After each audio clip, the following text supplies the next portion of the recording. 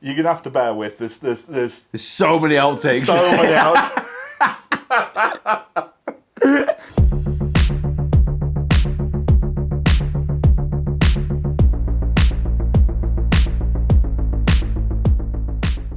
Right, so this is going to be a bit of an ongoing thing with a few people that have travelled around and stuff.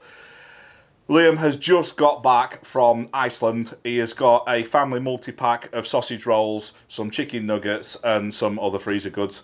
And Ben and Jerry's if you want some of that later. you can get that. Oh, you can get it in Iceland now, mate, yeah. Awesome. So basically, there's a lot of people that want to do these trips, but either they pay a tour guide or they just never ever get round to doing it. So, while I've got your attention, we can run through a few little bits and just trying to break the ice for people, basically. The first one, before you even go anywhere, and I think this is a big one that's overlooked, is your vehicle prep, because people think they're prepping for a trip, Yep. but the environment itself is probably 10 years worth of use on a vehicle that an average person does lading in the UK That's easy. in a week. Yeah, easily.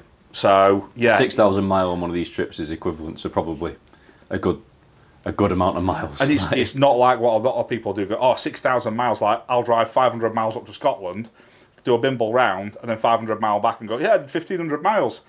That is 6,000 miles of intense. Well, Yeah. 5,000 miles of intense. Yeah. This is like 5,000 miles of doing crack instead of just like living your daily life. Yeah. You know what I mean? It's that kind of wear and tear on a vehicle. So doing that, you've got two very, very different vehicles. You've got a very run-of-the-mill Defender that's easy to get parts for. Yep, that definitely. you've custom built for all your trips. Oh, literally from the engine to the wheel. I built that Land Rover. And you've got that thing. Oh yeah, that thing you don't need to do anything with it. If you're buying a Pinzgau, you don't need to touch it. It's like just buy a Pinzgau. And camper it. Yeah. Just camper it. Yeah. Yeah. So is there anything specific that you've done? Because you had a raised air intake on, you've swapped it out for a snorkel, and a lot of people won't know the difference between a raised air intake and a snorkel. They think it's the same thing. Yeah, so a raised air intake is great for keeping sand and dust and things like that out of your air filter and stuff like that, but it's not sealed. That's the problem that you've got with that. It's not sealed. That's the key.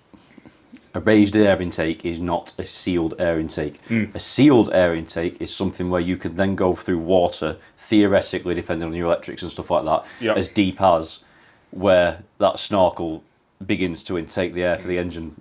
So what did you have before and after? So, what was your choice? What was your go-to? So I wanted, I had just the standard airbox that was come with the Defender Puma and the standard piping and what have you, and I had a snorkel up the side of it, but it wasn't sealed, so therefore it's a raised air intake, not a snorkel. The problem with that is the Puma airbox itself is just by design a very poor engineering point of view. It was clearly a Friday job when somebody designed that and was just like, yep, just print that out with plastic and it'll be okay.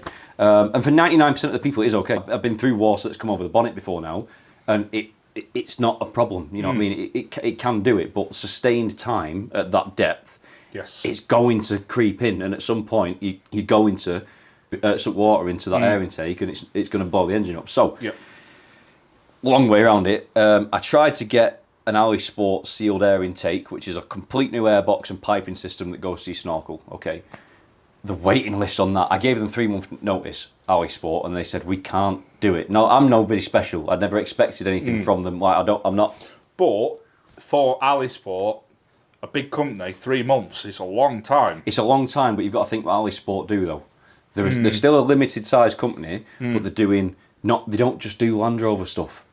Yeah, they're doing all of the rally cars, all of them, every kind of rally car. Then they're here, there, and everywhere. They are stretched in between. Should they probably look into hiring more people to bolster the output? Yeah, you'd think that there'd at least be a couple on the shelf. Absolutely, that's what I was thinking. So this is where we kind of get into it, a bit of back and forth here now, though. Whereas the airbox that you can buy from Alisport for a Puma now is technically a prototype. And there's a few things I would change about that airbox, don't get me wrong. There is, from my experience, which is, without trying to sort of just blow my own trumpet, is more than 95% of people that do what we kind of do from a military background and then where I am now. There are a few things with that airbox that I will change, but I understand it's a prototype. You are buying a prototype. Do they still have the water drain-off point? Because every Land Rover I've ever had, I've cut that off and welded a plate on it. No, it's a proper sealed unit. The way they seal it, I would change, but it's a prototype. That's the thing to remember here. Yep. You are not buying the finished article. Yeah. Which is why I wasn't too upset about having to wait 3 months to get one, because I realised what AliSport do. And I genuinely am impressed with a lot of everything I've ever bought from AliSport. Anybody who's watched the Puma walk round, they know that. Oh yeah. And I've got no affiliation with AliSport. There is no reason for me to sit here now and say AliSport are the best thing since sliced bread. The thing with AliSport is they've been round since God were a lad. Yes. For a reason. Yeah. There's always God's dog. And there's a reason why performance companies still use them to this day. Yeah. They are genuinely great at what they do. So when I couldn't get one of those airboxes, I put a couple of messages out and a couple of feelers out, because I've had clients in here before now that have had these airboxes. I've been really jealous about it. It's been a bit upsetting. Like, you got one and I've not, sort of thing. So I put a couple of feelers out. And one of the blokes I didn't even put a feeler to, actually, messaged me and was like, mate, don't worry about it. Drive down to where I live, take mine off my truck. I've never even met the bloke before. He got his truck trailered up here. You know what I mean? I've never even seen the bloke before. Yeah. Never shook his hand, nothing. And But you've done work for him before. But I've done work for him on his truck before, and he was like, "Yeah, mate, just borrow mine. When I'm back in the UK, I'll come back up to the workshop and we'll do some more bits to my truck, and we'll this, that, and the other, and I'll pick it back up off you then."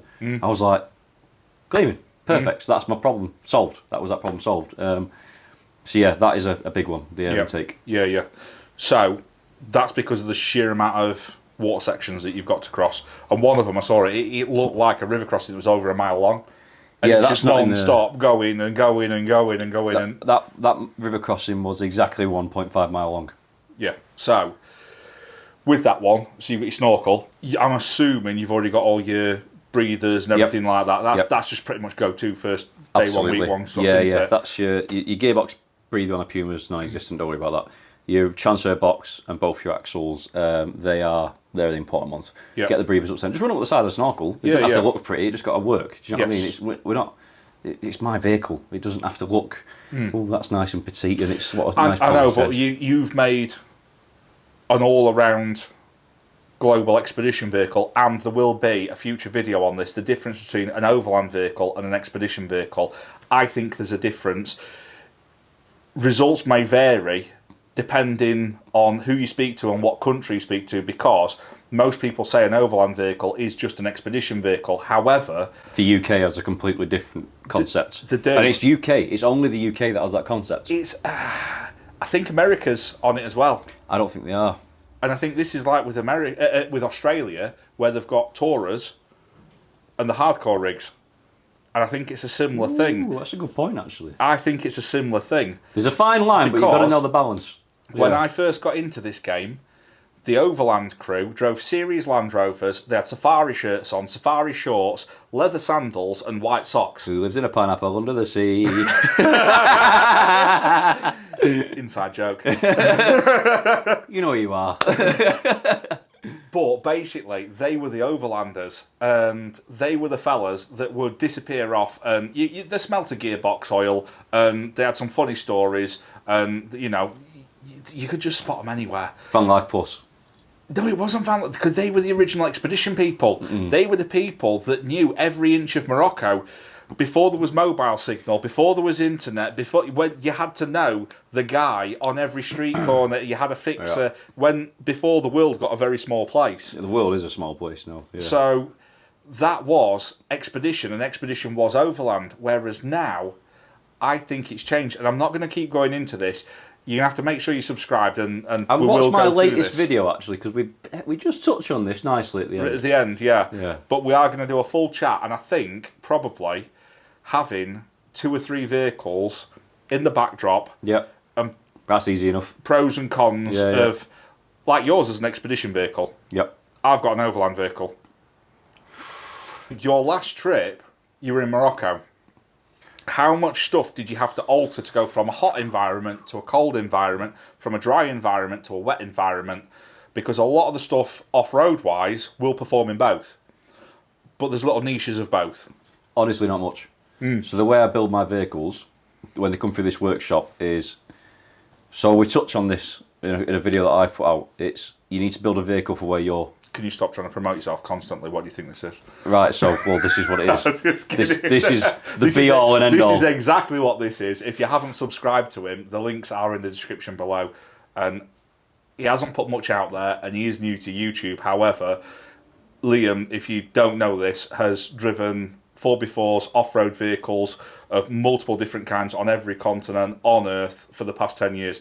He is only 12 years old. However, what he has done in the last 5 to 10 years with his unique background in his previous job is enabled him to really push vehicles. And you'll see in his latest video the speeds that he's doing and just pissing about and flicking the back end out and things like that, treating it like a rally car when he's thousands of miles from getting any new parts and all the rest of it, because he's comfortable in those environments. And that's why you'll see time and time again I'll bounce ideas off him, because I've got my old school way of doing things and he's almost got like a newer school way of doing it, and it complements each other. So absolutely, you learn from each other. You don't definitely. You don't get very far by being Jack in this industry. No. It's a team effort, and you can always learn something new from everybody, 100%. So, the way I build vehicles, first of all, we'll have a conversation, and it'll be, how are you going to be using this vehicle to start with? Where are you going to be going? Because if you're like Pete and you're going to be doing all of Eastern Europe, which is a fantastic expedition, by the way, like it just is. But the routes that he's taking are hardcore, but he can do them in the Sprinter van. Yes, absolutely. There's no two ways about it, and the distance that they are, sort of thing, it's more than comfortable just to add a couple of hours onto each day, and it is what it is, and you chill out, and it's more than fine with that. Whereas if you operate like we do, which is speed, aggression, we're going there, and that's the be all and end all. We are going there. Yeah. You know, it's then we start to look at, right, so we've now got, which route are you going to take at that junction? Are you going to go down my route, or are you going to go down somebody like Pete's route? They're both great, it's just which do you prefer? Yes. That's all it is. So then we'll build a vehicle around which route works perfect. So for that route... And I think this is, again, the Australian Tourer... versus Overlander. Possibly. Well, no, Tourer versus Off-Roader. Possibly. Because with their environment... Because I'm so jealous of the Australians. It's ridiculous, isn't it? They've literally... It's like they've got every dangerous animal in one small environment to go with every bit of... amazing, everything from the biggest desert in the world, biggest sand dune in the world, to jungle almost, to a bit of snow, to islands. And all of a sudden the beach is white. So anybody out in Australia that wants to get me out there to do a bit of off-roading, that's 2 tickets. But yeah, so it's not actually too difficult to prep a vehicle for Morocco and for Iceland, because in the UK we're so unique that it's always raining and warm. So you need to build a vehicle that operates in all environments. If you're in America and you live in Central America... This is almost the Brecon factor. Exactly. You've got to be able to operate in all environments in the UK. Yep. If you come from Australia, let's be realistic, 9 times out of 10 you're operating in hot weather. It might rain, but you've got operational procedures to deal with that. And then Africa, well, it's Africa. And America's America. Yeah. Whereas here and Europe, it's the only exception everything. With America... because there will be an American watching this going, we've got all the... Alaska. Alaska's the exception, I think, with America. You have got a lot of varied terrains and stuff, but I think Alaska's the exception. Which is basically Canada. Russia. Let's be honest, Alaska's Canada. Yeah. If there's that much distance between you and Alaska, is it really yours? There was an admin error there. Don't get me wrong, we've done the same thing with the Falklands, so it's okay. That's just ours. That is just ours. Yeah. All in all... there is almost, you've done 80%, which does you for all environments, and the last 20% to get you over the line is exceptional amounts of water crossing and just intense harshness constantly. Yeah, Morocco's only harsh for 20% of the time you're there.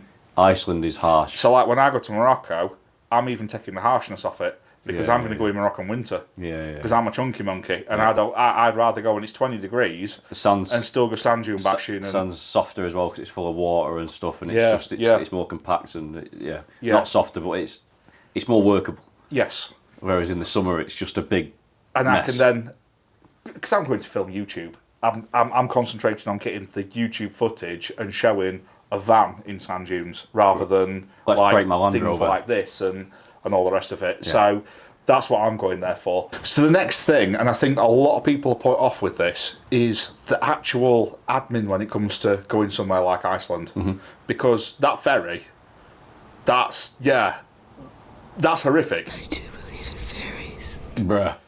Bruh. You could buy a 4x4 for the price of the... Do you mind saying how much the ferry was? No, it's out there. That was I think 3,000, and the Defender was 3,500 because there were 2 people in the Defender. Yep. It's not cheap. No. Like, there's no two ways about it. Is that a return or is That's return. That's return. It's not one way. That is both ways. It's So £6,500 to get 2 vehicles there and back. Yeah.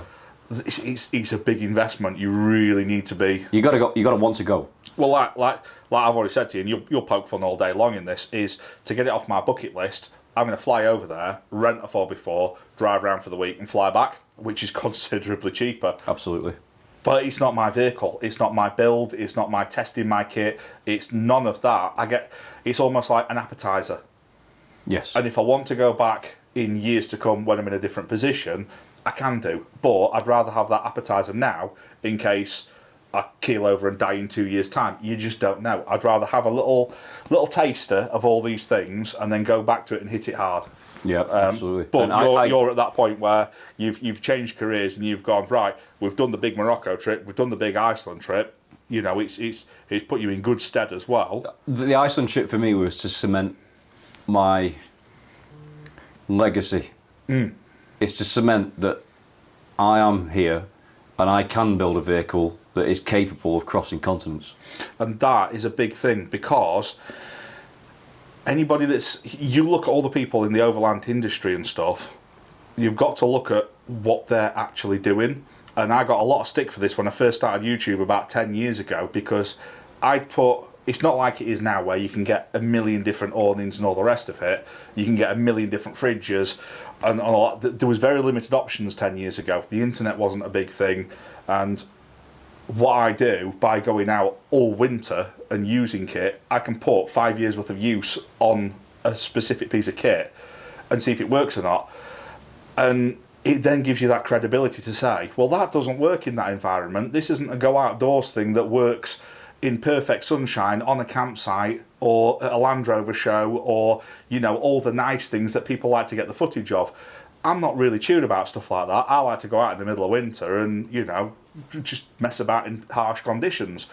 By you doing the Morocco trip and by you doing the Iceland trip, you've just ticked off 2 things and said, well, that's my credibility. There, you can go and look at it. You can go and hit it with a stick and all the rest of it, and it'll maintain it. Yeah, there's probably 4,000 miles on each vehicle minimum. That's just me with a beer in me talking. Off-road at 50 to 60 to 70. You will have to bear with us on this because we are several beers deep at this point. Yeah, but let's be honest, you get the honesty. When you've had a couple of drinks, let's be honest, it's honest. Beer me. There's 4,000 miles of these 2 vehicles in the past 12 months off-road. And it's not 4,000 mile like going around Strata, Florida at 5 miles an hour. I run the risk of sounding like an idiot here, but... No, it makes sense. There's nothing wrong with that. And I've spent a decade doing stuff like that. Yeah. But it's great fun. Like, get out and do it 100%. Absolutely. But what you've got to bear in mind, there's a lot of these situations, whether I'm up Scotland digging my vehicle for an hour, getting it out of the snow or something like that, or whether I'm on Strata in the worst weather possible. It's harsh for the moments in time, but like with Strata, people make a big deal about it in the bad conditions and stuff, but I can literally walk 150 yards to a logging track that an RAC van can get to. Yep. It's not the extravagant thing that people kind of... Whereas these, again, without trying to take anything away, but this is the reality of it, have been very remote, and we're travelling at 50, 60 mile an hour over Strata. We were bouncing boulders the size of... And you come across people that had shredded tyres, haven't you? Yeah. There'll be video footage out there sooner rather than later, and you can put your head in a tyre. That's the tyres that have failed, and the 3 of them have gone on one vehicle. Yeah. Do you know what I mean? I can't describe to you how bad the terrain is that's out there, and we're doing 50 mile an hour over it. At what point do you think, if 3 tyres have gone on one vehicle, that's operator error? Wrong pressures, wrong speeds, wrong climate, wrong... Wrong tyre. Really? Yes. So, the 3 tyres that went on one vehicle were on a very experienced rally driver. We was out with Bowler for a while in Iceland, and it wasn't one of the Bowler cars. They performed. I really wanted to be able to say the Bowler broke down because it's a new Land Rover. You really went back on yourself. I cannot believe my eyes and what I saw. Bowler, right, we're getting off a tangent again, but them vehicles are cool as hell. The tangent is, he's said for however long that the new Defender is all kinds of names that will upset people. God's that have got one. sake, I was so wrong. So wrong. And all I've heard from FaceTimes of him on the Volcano of, but they've got a bowler button. But they've got a bowler button. What Bowler has done with that vehicle is genuinely astounding. But we've got sidetracked again. Back to tyres. Anyway. Bowler, I'm waiting for the invite for us two to go and play. I think they'll play the game with that.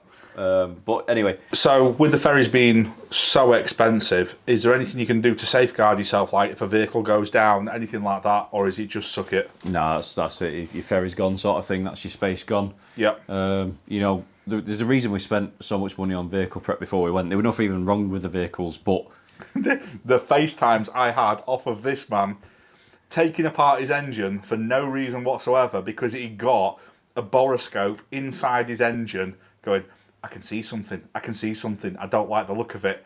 And he's took his entire engine to pieces and gone, it was a bit of silicon. A bit of silicon. On a piece that should have had silicon on it. Like, God's sake. But that's the fanatical level that he goes to. And this is why I love to bounce stuff off him, because I've come from the old school Land Rover engineering of it be right and some sticky back plastic fairy liquid bottle and we get home. there's no it'll be right with me. It's fanatical. It's got to be though. Like, you can't have that mindset and then go, I'm going to drive across Africa. Yeah. It doesn't work like that. There's a reason both of these vehicles come back in one piece. Yes. That blew a fan belt, which was on that board. Yeah. When you walked in, it's on the board. Yep. Needed the fan belt changing. There was a list of stuff on there that I changed stuff without even needing Had you to got be the fan changed. belt in there? Yeah, I had a fan belt with me. No issue then, is it? That's why I didn't change it before I left, because Yeah. I was running out of time and it was like, we need to get this vehicle gone. It's got that set off first a couple of days early. If that was a client's vehicle though, you would have done it. Oh, 1,000,000%. There's no Yeah. two ways about it. Yeah. It's not leaving. There's a bloke called Pete again who lent me the airbox actually, and he left a review and he was like, he wouldn't give me my vehicle back. It wasn't right. And I'm thinking, I don't know whether that's a good review or not. You know, like he stole my truck. I don't know, but no. There was the only thing that was left on the board, and it was the only thing that failed. But there's a reason we went through everything. It's because it's got to be right. If you want a vehicle to look after you, it's cheesy and it's an old adage, but you've got to look after the vehicle. Oh, my Sprinter's ready for it now. Yeah. I am fully aware that needs all new oils in everything, all new filters in everything. I'm going to chuck a set of brakes at it. Whether it needs it or not, Yep. It's getting the lot because the mileage that I've done and the amount of time that I've had it, whether they're up to needing it doing or not, I want them all new. I always, whatever the manufacturer recommends for your oil change, cut it in half. Service your fucking engine. So your ferries, that's one daunting thing that I think a lot of people don't do. So you travel up to Iceland. You don't get on a ferry at Hull and go to Iceland. No, we cross at Cali. Yep. Yeah, we cross at Cali. No, but what I'm saying is, it's not just get on a boat somewhere local, you're there. Oh, no. There's No. almost an overland trip before your overland trip. Yeah, I suppose you could say that. There's a trip before the trip sort of thing. But that's Yeah. why you got to make the most of it, though. That's why we went and saw the German bunkers and we went and did all sorts of other bits and bobs. You know what I mean? Like, there's stuff to see on the way. It's in. Like I always say, Europe's just in the way. Is there anything, though, for a complete noob that's never done it before, what I'm getting at, is there any prep or anything that they need to know to get up to that point? Yeah, there's quite a lot you need to know about. Like, it's all Googleable. I'm not going to go into it now. You know what I mean? Like, it's all stuff you can find. But anything that the problem is, when you've been doing it a while, it's a little bit blasé because you've done it a few times. But that first time, you think back to like back in the day, that first time you're at a ferry port, you're like, am I in the right lane? Yeah, I mean, am I going to go the right way? There's stuff that you can find on the internet about what kind of stuff you need in your car, what kind of paperwork you need to get across the ferry. By the way, if you ever bring anything dodgy back, bring it through the Cali Dover ferry. They don't care. Like, you know what I mean? But boat it back in. Yeah, it's You just get a council house. that's exactly it. It's that easy. But it's just like all this stuff that I'll go through now is Googleable, but it's your documents and stuff like that, your paperwork is just the main sort of stuff you want to be, and the stuff you want to be carrying in the vehicle just in case you get stopped. You're never going to get stopped unless you're an absolute idiot driving all over the road, and like just it's what you do normally. But you might do in France because they just see the plates and they want to be a tool bag with you. Yeah, as soon as you get out of France, you're all right though, and then. Yeah, it's all online. Everything you need to know is online, and then when you get onto the ferry, they'll want like a vehicle online. import. This is online. We're doing the online. Yeah, just click off this right now, and then and then I hate you. yeah, and go and start googling. But anyway, so like you'll need to import your vehicle into Iceland, but the people that you get on the ferry, there's only one ferry. It's literally the same ferry everybody gets on. Because that is something else that I've got on the whiteboard up there. It's like when you go to Morocco, you've got to get specific insurance for Morocco. Well, actually, technically in Morocco, you don't need vehicle insurance. Right. Is it just like an insurance? No, you don't need any insurance. That's just up to you. Right. Whatever you do is up to you. Well, that was my understanding of anyway. Right. But like Iceland, you need insurance. But like your insurance company has to, by law, offer you EU insurance. And even though Iceland's not technically in the EU, you've got a couple of deals and stuff like that, so they offer Iceland insurance. Mine was fully comprehensive, so I didn't have to do anything about it. The only real thing I had to do was fill out... Check your policies on that, because I've seen people that have got fully comp insurance and they've got EU cover in it, but in the fine print in the back, the EU part of it is third party. Yeah, that's a good one actually, because mine is fully comp and that was third party. Yeah. You still get insurance. There's nothing legally, technically stopping you. It's just how far you want to go with that. Oh yeah, it's just if you roll your vehicle like that. There was one on Insta or whatever it was, where they got a Heimer or something like that, Mercedes Sprinter, and some bananas reason put Spain. Spain. Put it on its side where you could take a Dacia Duster. Yeah. And yeah, it turns out they were third party. So they're not covered for the They just repairs. brought off a very expensive van. Yeah, and if your vehicle's on lease or something, and you do that, yeah. Wow. And then the only other thing you've got to do is import your vehicle into Iceland, which comes with the ferry though. So when you book your ferry through Smearline, sounds weird. What a name! I know. Smear. It's either Smear or Smearl. It's either Smear or Smearl, but it's not a good name anyway. That fucking ferry. You book on it, and then they will send you an Iceland vehicle import form. You fill that out. That's all send it squared away back. before you. And they do it for you. Yeah. So it is what it is. You know, it's just it is easy once you get the hang of it once. It's the cost. It is the cost. That's probably the biggest thing, is the cost. However, every penny is worth it. Yes, I am jealous. I am really jealous. But there is nothing like driving a vehicle, your own vehicle, in such a remote, desolate, harsh terrain with nobody for hundreds of miles, and you're thinking, I'm in my truck here. This is where we vary massively. I've done my own trucks for years and years and years, and I can fully appreciate you taking your vehicles to these places, but I like the idea of going to Iceland and driving the Isaac 4x4 Defender with the flotation tyres. And I like the idea of going to Australia and driving a Land Cruiser in the Australian environment. And I like the idea. Do you know what I mean? I like driving my vehicle there. Yeah, I just... Because this is my home. This is my safe space, should we call it. I get that, but I'm all about experience now. And I like to see what other people have done. But there's nothing stopping you whilst you're there taking a day to go and rent one of these vehicles. You could 100% do that. You know could what I mean? 100% do that. But for the price that you took these to Iceland, I could probably do Iceland and Australia. Oh, and then some. Rental-wise. And then some. Yeah. And then you could probably do in North America as well. I think for It means more. For you, it's also amazing for the business that you can go, I built those two vehicles. I can prove that the vehicles there is no one can ever take that away from you. That you've done two opposite ends of the scale, and they've performed flawlessly. Yeah, there's no two ways about it. I can say now, I can build a vehicle that can cross continents. Once you spent forever on the ferry getting there, and the doors opened, and welcome to Jurassic Park, you know, that kind of thing, and because it is, isn't it? Oh, absolutely, it really is Jurassic Park. We were saying all the way through there, like they couldn't have filmed it anywhere else. It's nothing. There's nowhere. I've been fortunate enough to travel the globe.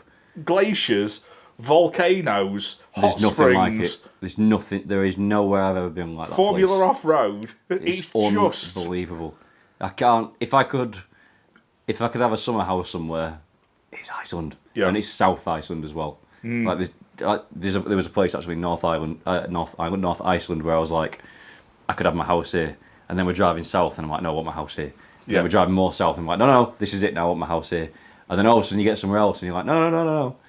Yeah. I'm having my house here. Do you know what I mean? Like, I'm never going to be able to afford that. Obviously, it's a complete wild dream. But if you could have that perfect picturesque, you can't help yourself, can you? You got to think, if I could live anywhere. I do it at work when I'm in someone's unit. I'm like, I could have my ramps there. Yeah. Could have my snap-on tool chest over there. Yeah. But no, Iceland there's nowhere else like it, and I've been fortunate enough to drive everywhere. And it's still mint. Because they have got pristine. You can't deviate from the tracks. You can't wild camp, which is a bit of a shitter for overlanding Pinnacle. But at the same time, it keeps it perfect. So there's a lot of people arguing online like you shouldn't be able to drive these places if you can't walk there. You shouldn't be able to drive there. It's wrong. When those people have never actually been on these tracks remote before, they've not, because. When you're in the UK and you think, I could just drive up that. Not that we ever do it, but you always see the tracks and stuff, and it's like, well, somebody just did. Do you know what I mean? Yeah. It's like the off-piste sort of stuff. And yes, everybody gets really upset about when you shouldn't do it, this, that, and the other. And I'm not going to spread any of them. You shouldn't be doing it. But in Iceland, it's different because you get there, and Iceland is like what the world was like 10,000 years ago. Yeah. You don't want to drive off the track. Yep. When you see what's in front of you, you go, I don't want to spoil that. They've taken the safe route through whatever they can, and there's a reason for it, and you stick to it. And it's not like, I could drive over there. You don't want to, because you've just spoiled that perfect thing that's in front of you for your own. You want to look at it because it's perfect. And I think that's a good one you can just pull to the side of the track and mooch about for an hour. Yeah, walk around. Yeah. Your footprints will be there for 100 years to come. I promise you that now. That comes down to, with it being a Pinnacle kind of spot, and it's so remote, so expensive to get there, there isn't a dickhead 19-year-old in a TD5 Discovery. That's very true. That is very true. It's a lot of middle-aged blokes in Pinzgauers and Heimer Sprinters, and it's the more responsible people, which is great. It's almost a bit elitist, but then it's almost a good thing that it works. Yeah. It does work. And if you've got a disco suit and you're 19 years old and you can afford to spend your money on one of them trips, please go and do it. Because I know when you get there, even if you are the lad and the joker and this, that and the other back at home, and you might be the bloke that goes off-piste here, I promise you now, when you get to Iceland, you are not going to be that bloke. There's no way on earth that You know me quite well now. If there's anybody who's going to be a bit... I've seen the footage, you are hooning. Yeah. But you are hooning on the designated area. That's it.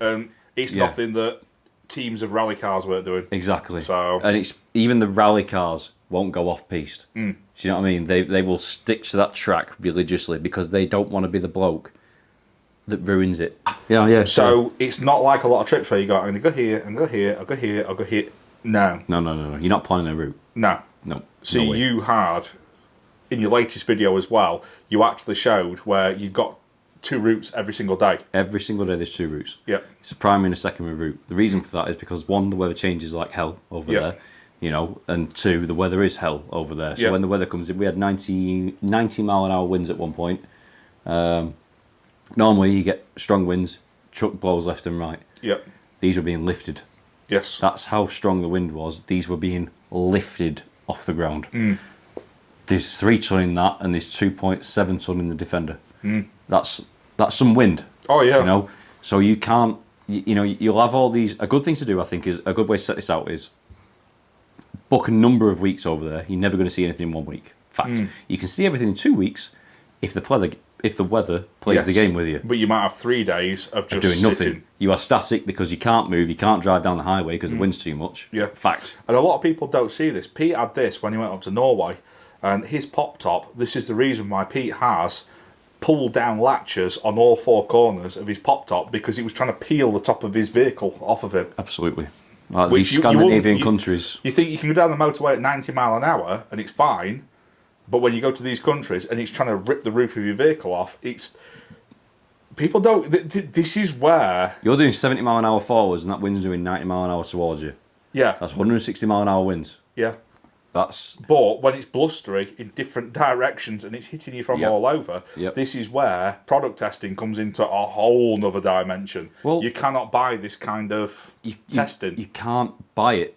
I can spend a hell of a lot of money on going to these places and testing every single product, so make sure it works at altitude, make sure it works in hot, make sure it works in cold, make sure it works in deep water, make sure it works in... But then you can turn around to a client and go, that's good for 80%, but the last 20%... It's not going to work. Yeah.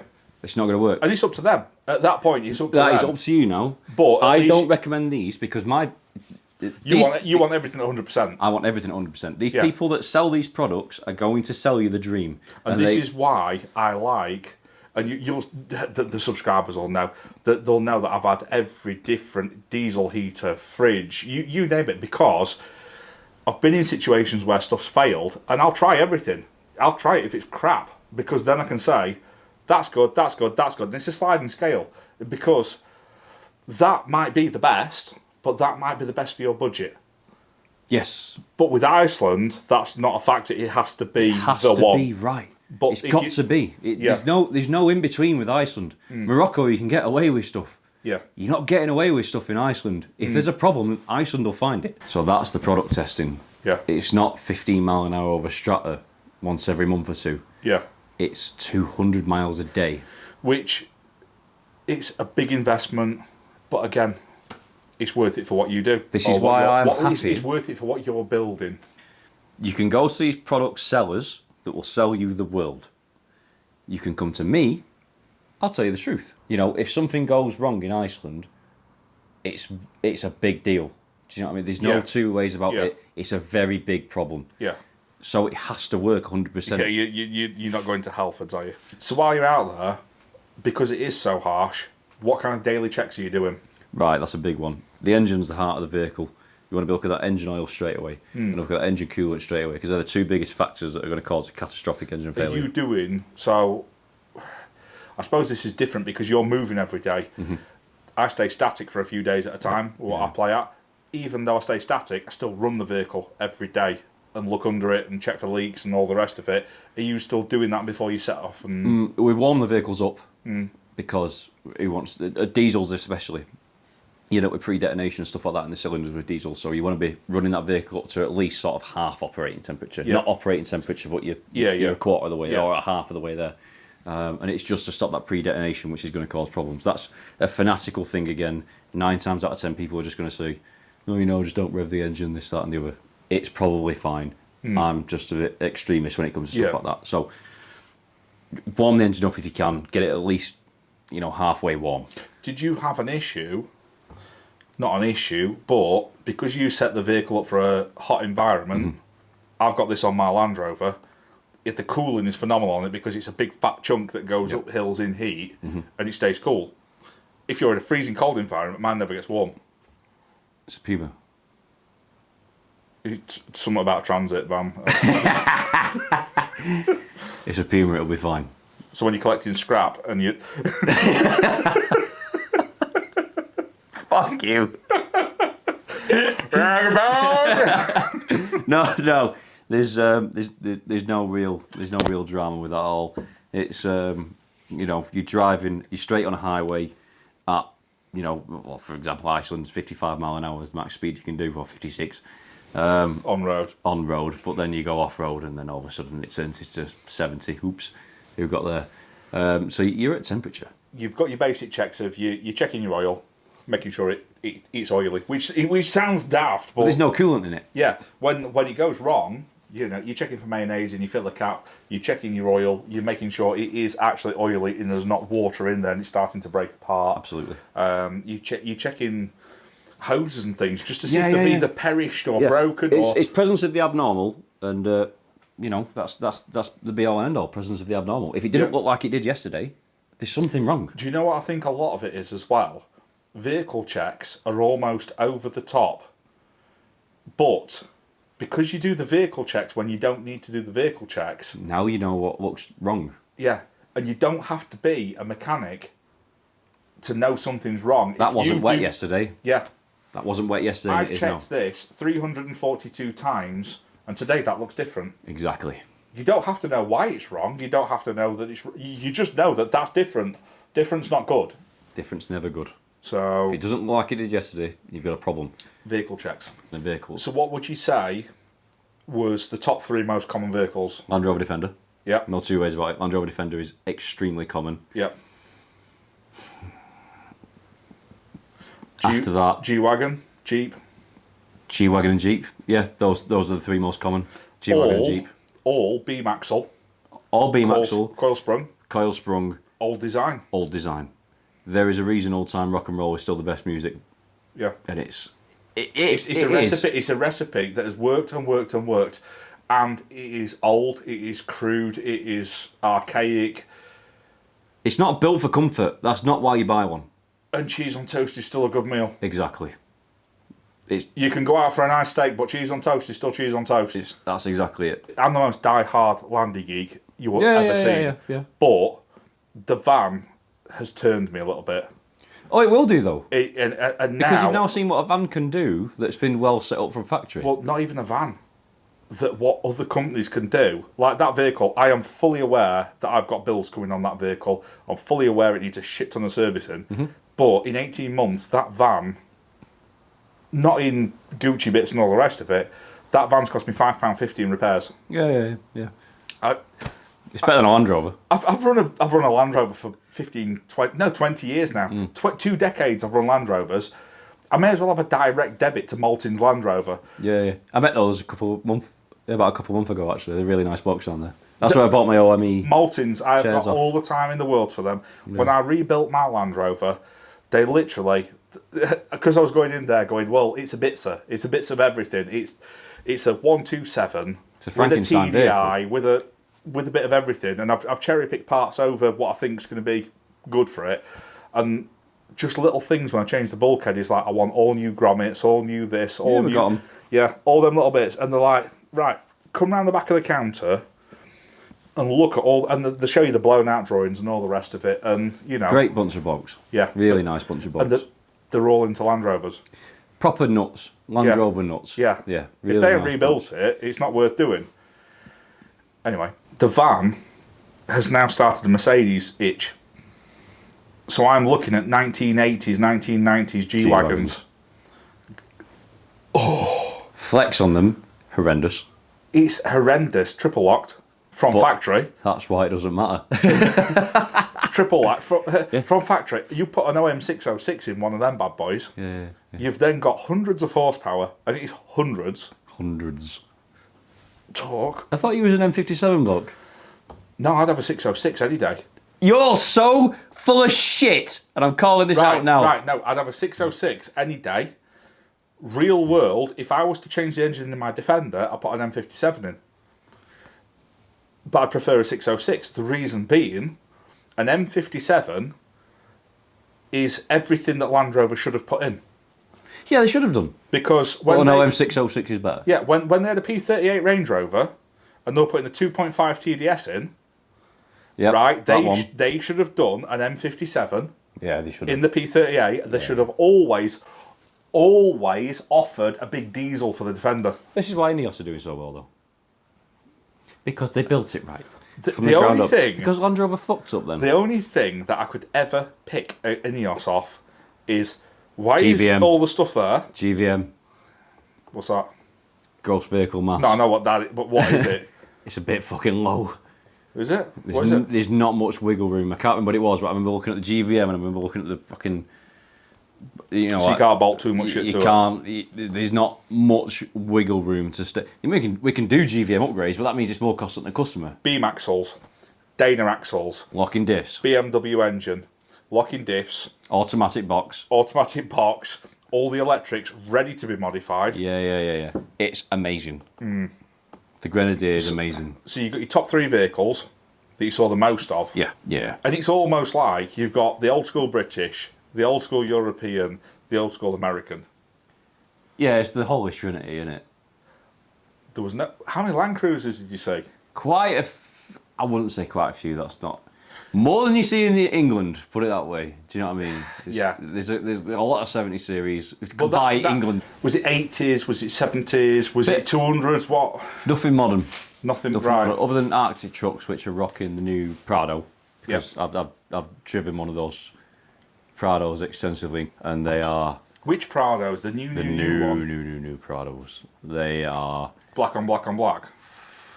Don't know how far we can go with this one. Yeah. Lots of aerials and a roof rack. No, there are no aerials, very low profile Prados that I've driven. And they are amazing. That's what Arctic trucks rock around in. Because was it the 2.8?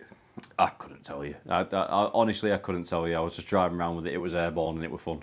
So those Prados are a fantastic vehicle. Absolute fantastic. They're underrated because a lot of people say they're not a real Land Cruiser. No, it's a real Land Cruiser. It's not a...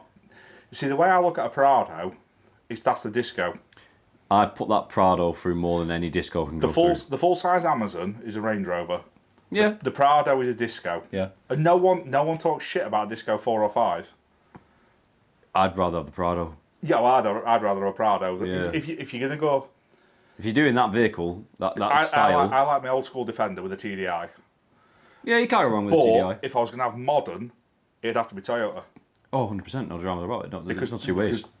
They just make tech. Yeah. It performs, it works, and it's proven. That Prado is phenomenal. And that's what Arctic trucks are using. The Prado, and it is an amazing vehicle. But everybody else who's not, got... I imagine Arctic trucks have got some sort of contract with Toyota. Or is it because it just works? No, I imagine they've got some sort of contract with Toyota. Because they do well with Isuzu as well. No, I imagine they've got some sort of contract with Toyota. But it's great. It's a great vehicle. But everybody else is rocking around on that old school rock and roll, and it just works. Why would you change something that works? So you've got your core 3, old school. Then you've got modern country, which is your Prados. I like them. Yeah. Yeah. Discos. I got no time for those. No, I mean whether they're no. What's no one rocking them? No. Just tech in a harsh environment. Nah. I personally... What would you say was the techiest vehicles? Because I'm going to say the vans. Yeah, the vans. The Sprinters. The big Sprinters with the big cabs on and the hydraulic lift that you press a button and it self levels on hydraulic jacks and Heiners and all sort of things. Yeah. They're the most techie out there. But this is overlanding. It's old school rock and roll to see old school country. Yeah. It's out. So outside, so the techies, the van side of it.